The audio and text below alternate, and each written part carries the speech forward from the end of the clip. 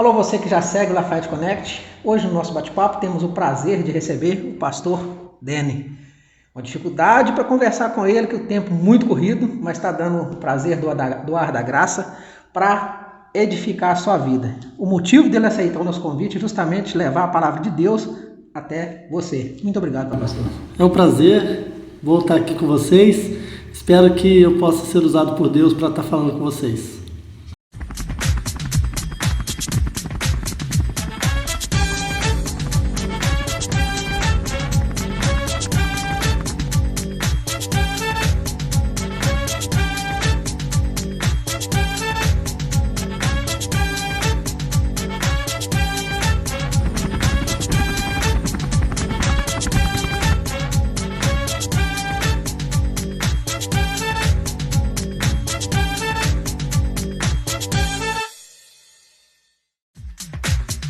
Vamos falar hoje sobre como sabemos se somos batizados no Espírito Santo. Se somos, seremos salvos? Deus é santo. Sem santidade ninguém verá Deus. Será que é isso mesmo? Será que não? Chamado. Todos temos. Como descobrir o seu, o meu? Vai ter também o testemunho, que é muito forte, muito bonito, muito edificante. E alguns outros comentários que com certeza durante esses 17 anos de conversão de Cristo tem muita coisa para contar para a gente. Fica com a gente aqui. É isso mesmo, pastor? É isso aí. Espero poder suprir, as expectativas. Então, como sabemos se somos batizados no Espírito Santo?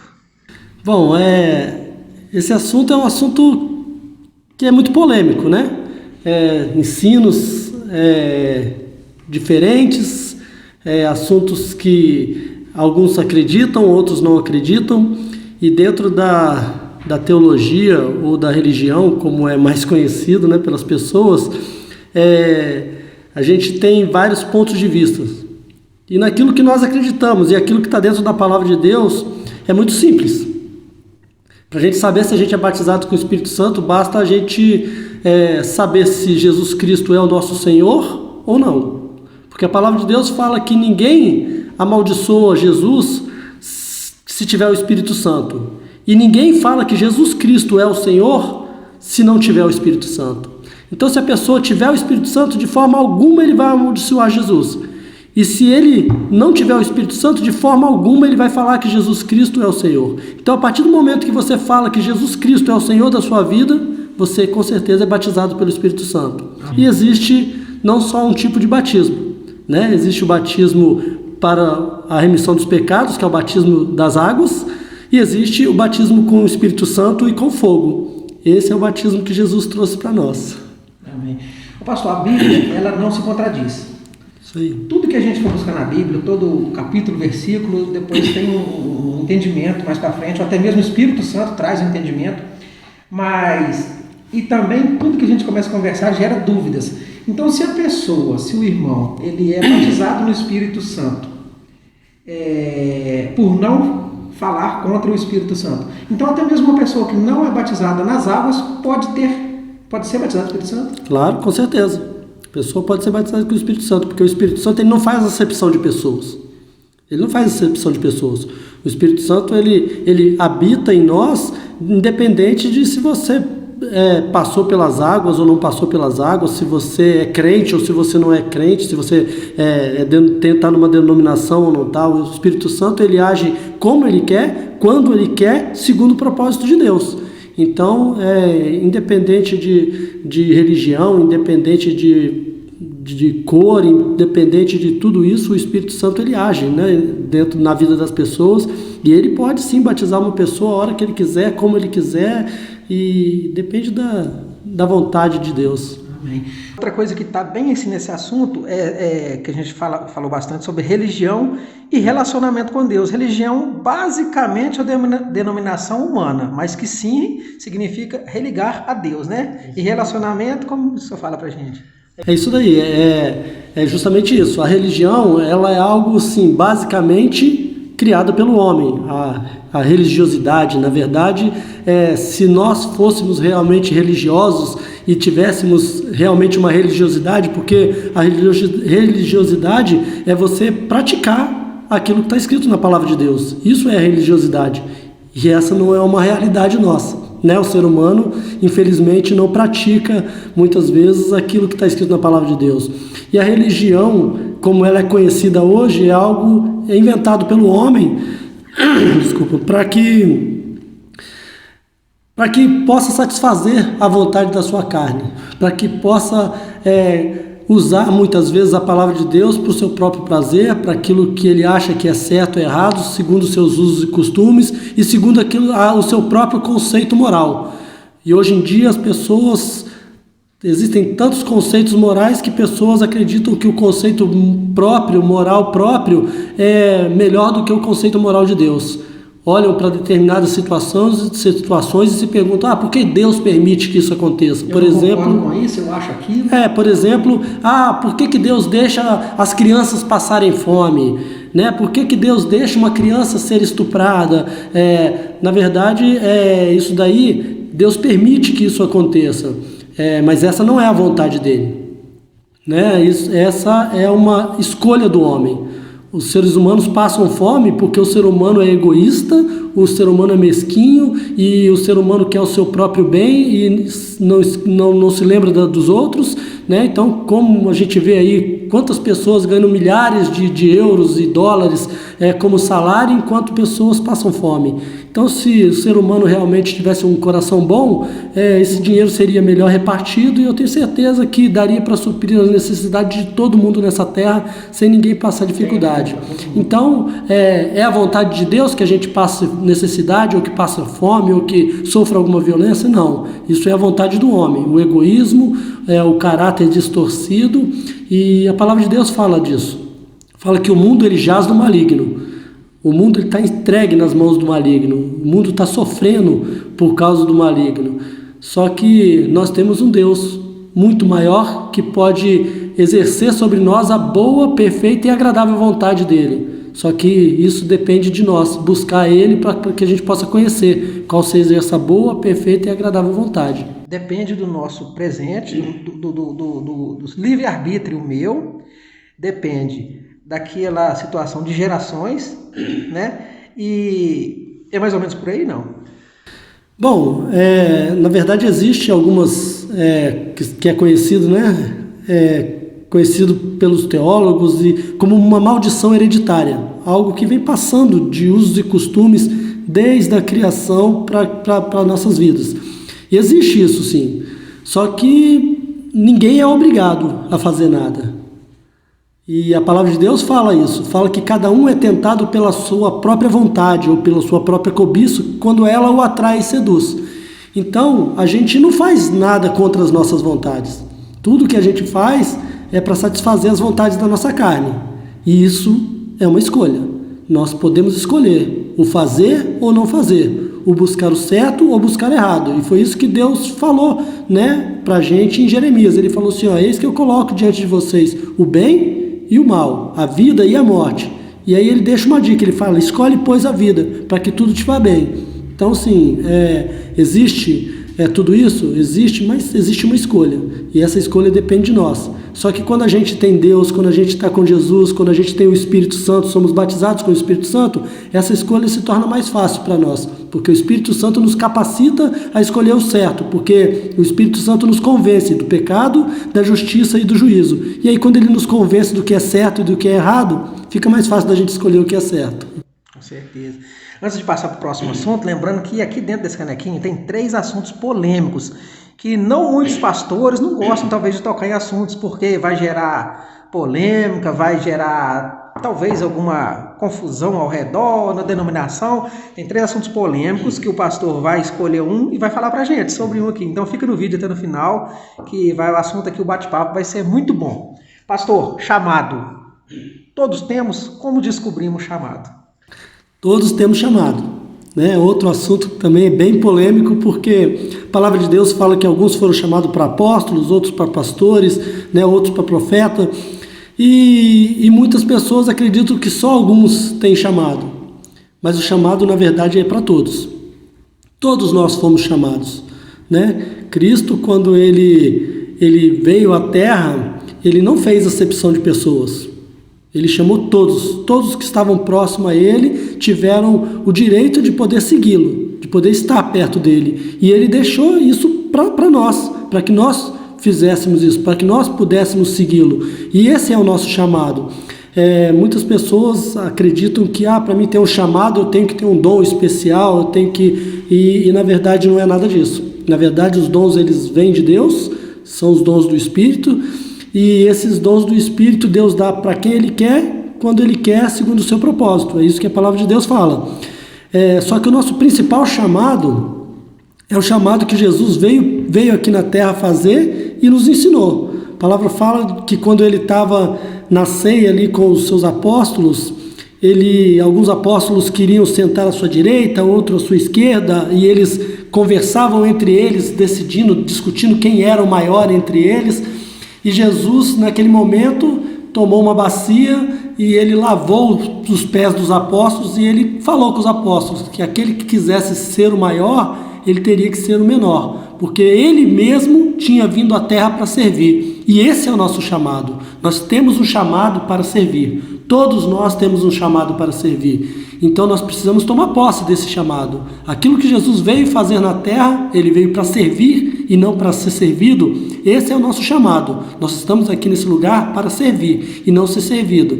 Então, no momento que a gente deixa a nossa carnalidade, a nossa humanidade de lado e a gente começa a discernir as coisas espiritualmente, que é isso que a palavra de Deus fala, né? O homem carnal discerne das coisas da carne e o homem espiritual das coisas do espírito. A partir do momento que a gente começa a deixar a nossa carne de lado, a gente começa a deixar de querer ser o primeiro colocado, de ser aquele que mais aparece, de querer ter a fama, de querer ter o sucesso. Tesouros na terra. Exatamente. E aí a gente começa a pensar naquilo que é do alto, naquilo que realmente tem valor. E quando a gente pensa naquilo que realmente tem valor, a gente se lembra de quem Cristo foi aqui nessa terra e a gente se torna um pouco mais parecido com Ele. E nós estamos aqui para servir as pessoas. E não é fácil, né, pastor? No dia a dia. É isso aí, no dia a dia. A palavra santo, né, que significa... Até aprendi com o Senhor, né, que é separado, é buscar. É isso aí.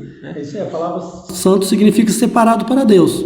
Então todos nós somos santos, todos nós somos separados para Deus a partir do momento que a gente aceita Jesus como nosso Senhor, como nosso Salvador, e a gente decide viver uma vida de santidade, de busca ao Senhor. Bom demais.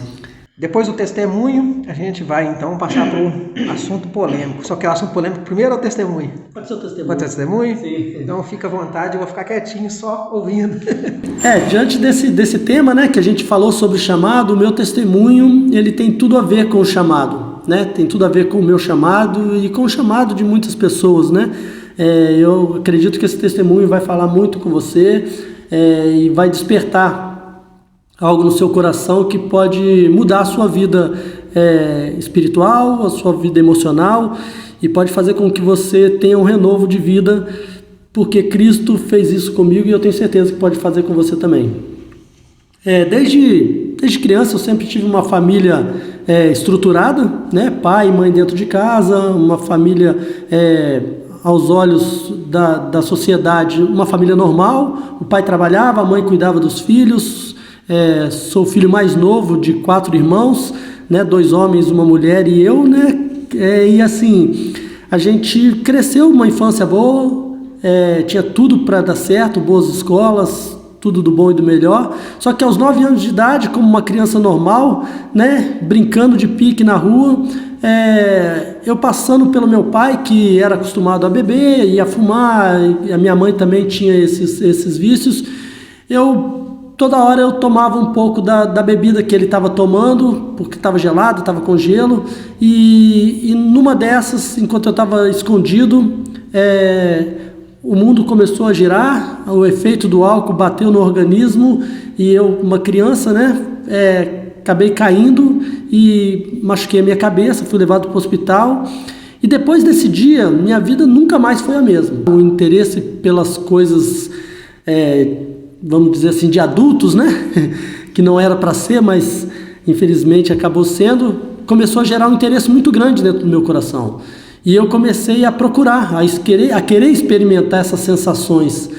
E eu bebia de vez em quando, fumava os cigarros que meu pai deixava no cinzeiro, né? O resto dos cigarros que ele deixava no cinzeiro, e a curiosidade foi aumentando e eu comecei a fumar, né? Compulsivamente, cada dia mais, e aos 13 anos de idade eu decidi que eu queria conhecer a maconha, e eu comecei a procurar, e eu comecei a tentar descobrir onde eu consegui, e eu, né, consegui encontrar, e eu comecei a usar a maconha. Logo em seguida comecei a cheirar cocaína, e com o passar do tempo eu precisava sustentar esse vício, né, que não era fácil, e eu começava a pegar droga, vender droga, usar droga, e eu ficava nesse ciclo de venda e uso para tentar sustentar o meu vício. E eu vendo que isso era muito pouco e eu não conseguia sustentar, eu comecei a roubar muito, roubava dentro de casa, roubava fora de casa, começava a ameaçar as pessoas, envolvido com o tráfico, envolvido com violência, e eu vendo que as coisas não estavam indo bem, eu tentando, achando que aquilo ali era a minha vida, que aquilo ali era o meu futuro, que não existia uma outra vida. Conheci a minha esposa nesse meio de usar e vender e roubar, e a gente se conheceu, e mesmo assim a nossa vida não mudou, muito pelo contrário, piorou ainda mais, porque nós dois juntos fazíamos ainda mais coisas erradas, usavam mais droga, vendíamos mais droga, roubávamos mais, e cada um com uma ideia errada diferente. Morávamos numa barraca de camping, né? Nós dois, com a nossa filha mais velha. E assim, com o passar do tempo, a gente tentando ter uma vida normal, mas envolvido numa vida totalmente anormal, que é a vida do tráfico de droga, né? E do vício.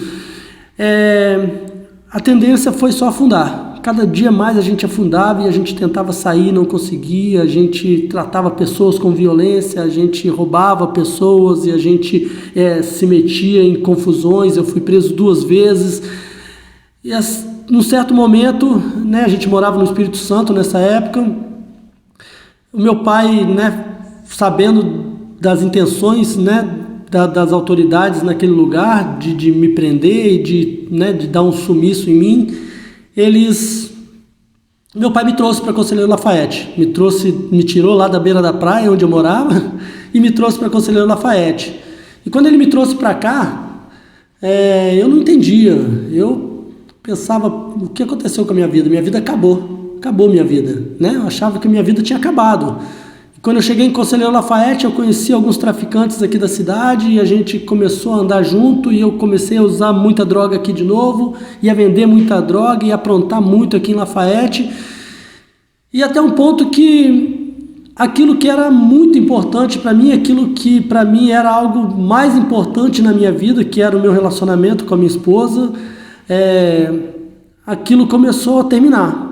Começou a se destruir, começou a ir embora um sonho que a gente tinha construído junto. E foi nesse momento em que a gente parou para pensar e falou: o que a gente pode fazer para mudar essa situação? E aí foi que o Espírito Santo, graças a Deus, nos inspirou, né, para que a gente pudesse buscar Ele. E eu falei com a minha esposa que a gente devia procurar uma igreja, e ela foi numa igreja, e ela me convidou para ir nessa igreja.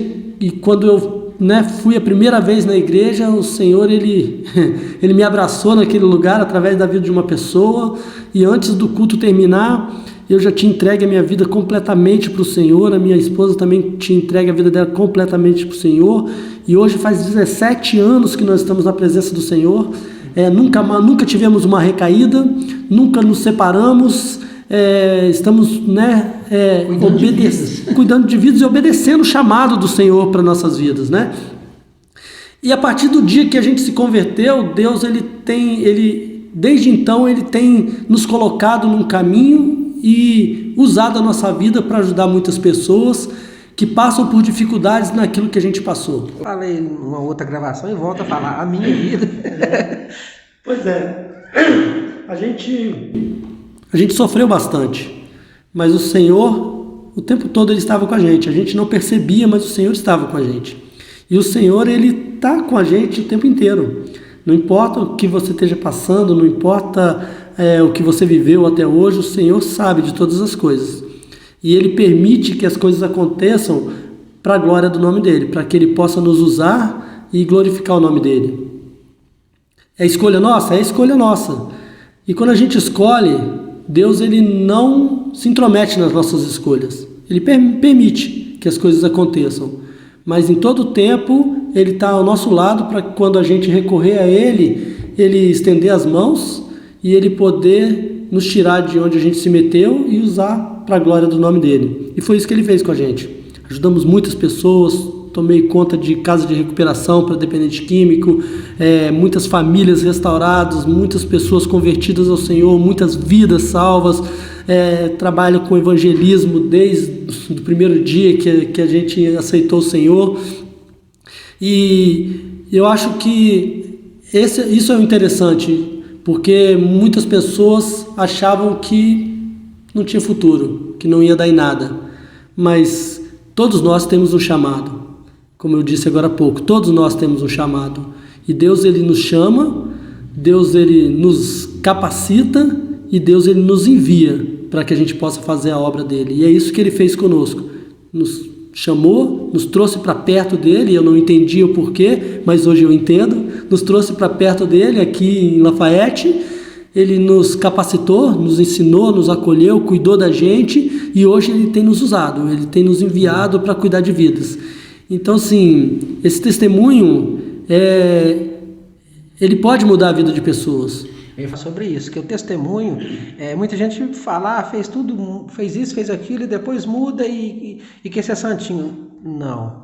O testemunho justamente é contado, eu adoro ouvir testemunho, é contado para mudar vidas, não para dizer que foi mau exemplo no passado. Mudou, a vida mudou, está em Cristo, e é totalmente diferente, não deve nada, é outro caminho, é luz, é vida. É isso aí. E na verdade, esse era o ministério de Cristo aqui na Terra. O ministério de Cristo aqui na Terra era o ministério da reconciliação. Então não importa o que eu fiz, não importa o que você fez, não importa nada disso. Ele veio para nos reconciliar. Ele sabe que nós fizemos tudo de errado, mas o que Ele quer é nos reconciliar com Ele mesmo para que nós possamos ter uma vida diferente. E a palavra de Deus fala isso, que aqueles que estão em Cristo são novas criaturas. As coisas velhas se passaram e eis que tudo se fez novo. E é uma nova vida. Bom demais. Agora a gente vai sortear um assunto bastante polêmico que o pastor vai falar, a opinião perante a luz da palavra. E antes da gente falar sobre esse assunto polêmico, eu quero lembrar que você que é político, você que é pastor aqui da região de Conselheiro Lafayette, a gente atinge Lafayette e toda a região. Você que tem uma história, você que tem aí um assunto bastante legal, quer mostrar para todo mundo, manda mensagem para a gente, pode procurar, a gente vai conversar, vai mostrar para mais pessoas aí o seu conhecimento, a sua história, o seu testemunho, tá certo? Vamos lá, pastor? Vamos lá. Escolhe um. Tem 3, vou mostrar aqui pro pessoal. 3 temas. O pastor vai escolher um e vamos de assunto polêmico. Vamos lá.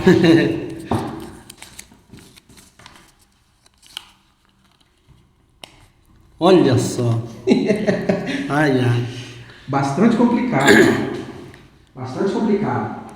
Pastor cobra para pregar. Um assunto bastante complicado, né? Existem distâncias, custos, existe uma maneira de suprir os custos, existe também pessoas que talvez cobram valores excessivos, mas a palavra é com o pastor. É isso aí. Fique à vontade, pastor. É um assunto bastante polêmico, né? A palavra de Deus fala que todo trabalhador é digno do seu salário. Eu acredito que um pastor é um trabalhador e trabalha muito, né? Tem que cuidar de vidas. Alguns trabalham em áreas seculares, né? E também no reino. E eles são dignos de receber o seu salário, né? Porque eu, pelo menos, quanto eu pagaria para uma pessoa que salvou a minha vida, que ajudou a me tirar da onde eu saí? Para mim, essa pessoa merecia ganhar pelo menos 20 milhões aí por mês, porque dinheiro nenhum paga o que as pessoas fizeram por mim. Mas E realmente tem pessoas que cobram valores muito altos, cobram valores excessivos. Tem pessoas que concordam com isso, tem pessoas que discordam com isso. Eu sei que Jesus, quando ele estava enviando os seus discípulos, né, os seus apóstolos, ele falou para eles: olha, vocês vão e vocês pregam. De graça vocês receberam, de graça vocês vão dar. Então, eu acredito que Deus sabe das necessidades de cada um. Deus conhece as necessidades de cada um. E aí precisa existir de quem vai uma sensibilidade de ir com disposição de fazer a obra de Deus sem receber nada. É isso que eu acredito. E tem que haver também de quem convida a sensibilidade de saber que a pessoa vai ter custos, vai ter gastos para poder ir. Então eu acredito que não deveria ser necessário que um pastor cobrasse para ir pregar. Eu acho que a pessoa que convida, ela deveria ter o bom senso de falar: vem para cá que a gente vai levantar uma oferta para você e a gente vai, né, te dar uma oferta que seja suficiente para você cobrir os seus custos. E eu acho que a pessoa que vai, ela deveria ser bem recebida, né, pela igreja, abraçada pela igreja com amor, sabendo que essa pessoa está abrindo mão da sua vida, do seu tempo, do seu conforto, para ser usada por Deus, para ser usada para falar com você, para mudar a sua vida, para levar uma palavra transformadora, para ser usado como um milagre na sua vida de cura, de libertação, de transformação. E as pessoas dão o seu melhor, porque era isso que as pessoas da cidade, por exemplo, onde Paulo ia pregar, faziam, né? Eles recebiam os discípulos, recebiam Paulo, recebiam Marcos, recebiam todas as pessoas que iam, né? Tomé, então assim, recebia todas essas pessoas com o melhor, ofertavam, essas pessoas ficavam hospedadas em lugares bons, essas pessoas comiam bem, essas pessoas estavam ali, se alegravam. Por quê? Porque eles tinham a certeza de que essas pessoas estariam ali sendo usadas por Deus para edificar a vida delas. Então, o pastor que cobra, eu acredito que muitos deles, né, fazem isso sabendo que ele precisa disso para poder, muitas vezes, até sobreviver. Aqueles que cobram o excessivo, Deus sabe de todas as coisas, e no momento certo isso vai ser colocado diante da circunstância, vai ser colocado no julgamento de se foi feito de coração, se foi feito certo ou se foi feito errado. E eu acredito que cada situação é uma situação. Eu acho que não deveria haver isso. Essa é a verdade. Eu acho que mais do que o pastor que cobra para pregar, deveria existir o voluntariado de quem convida oferecer, né? Ao invés do cara falar assim: quanto você cobra? Não, olha, nós vamos te pagar tanto para você vir aqui, né? Nós vamos suprir seus custos, seus gastos para você poder vir aqui. Antes mesmo dele ir, ele já tem uma noção isso aí, que vai estar. Quando você convida, por exemplo, se eu fosse convidar um pastor para vir aqui, eu ligaria para ele e falaria: olha, nós temos tanto aqui para te oferecer, e uma hospedagem, comida, né, do bom e do melhor para você vir para cá, temos toda uma estrutura preparada para você e temos uma ajuda de custo para te oferecer para você vir para cá. Você vem para cá para pregar para a gente? E eu tenho certeza que se fosse dessa forma, as pessoas não precisavam estar cobrando para poder pregar. E da mesma forma, de lá para cá também, se o pastor sentiu no espírito, sentiu no coração, ele pode, eu já vi testemunhos assim, eu vou sem cobrar nada. Né? Exatamente, é isso aí, é justamente isso, o fato do pastor cobrar, muitas vezes é porque ele não tem como arcar com as despesas dele para poder estar indo de um lado para o outro para pregar, e ele acaba tendo que cobrar porque não é voluntariado, né, ou voluntarioso, né, de uma das partes, o convite de de vir para poder receber. E aí acaba as despesas ficando pesadas. Mas muitas vezes existem muitos pastores, né, que fazem isso. Não, eu vou e é um prazer para mim poder ir e eu não cobro nada e a pessoa vai e prega e é muito usado por Deus. Isso aí, abençoa. Amém. Pastor, agora para a gente fechar, eu peço sempre uma mensagem no final. A gente está vivendo momentos difíceis, né? Que as pessoas falam que a religião está se unificando, que agora a gente vai falar a palavra com alguém, falar agora é tudo uma religião só, ou então eu não quero conhecer a palavra, Jesus, porque está se falando de política dentro da religião. Estão misturando tudo e está mais complicado de se falar da palavra hoje em dia. E para deixar a mensagem de Jesus Cristo, uma mensagem leve, gostosa, dá uma pincelada nesses assuntos para a gente e dê essa mensagem para o pessoal que está assistindo a gente, crente e não crente. Tudo o que tem acontecido nos últimos tempos tem mostrado que o cumprimento da palavra do Senhor está próximo, né? Cabe a nós que cremos nos preparar para isso.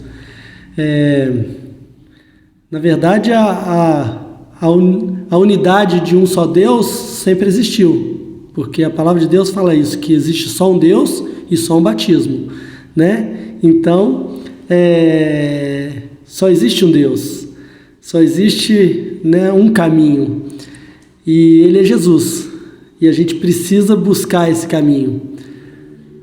Agora, o que o mundo tem falado, o que as pessoas têm falado em relação a uma religião, é a unificação de uma religião, de uma doutrina humana, que a palavra de Deus fala que iria acontecer, né?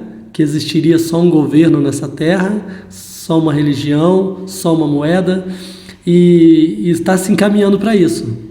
E o caminhar para esse fim é mais uma prova de que a palavra de Deus vai se cumprir, porque a própria palavra fala de si mesmo que céus e terra passarão, mas a palavra do Senhor ela permanece para sempre.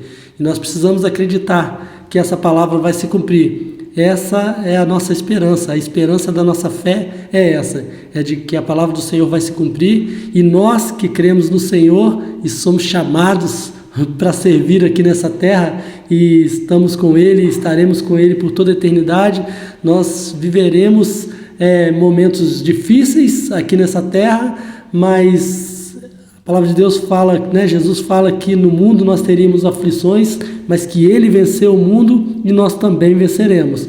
Então mantenha-se firme, busca o Senhor de todo o seu coração, porque nós estamos em boas mãos, e a mão do Senhor ela é poderosa para nos guardar, nos proteger e nos amparar nos momentos difíceis. Amém. Muito obrigado, pastor. Obrigado. Foi um prazer.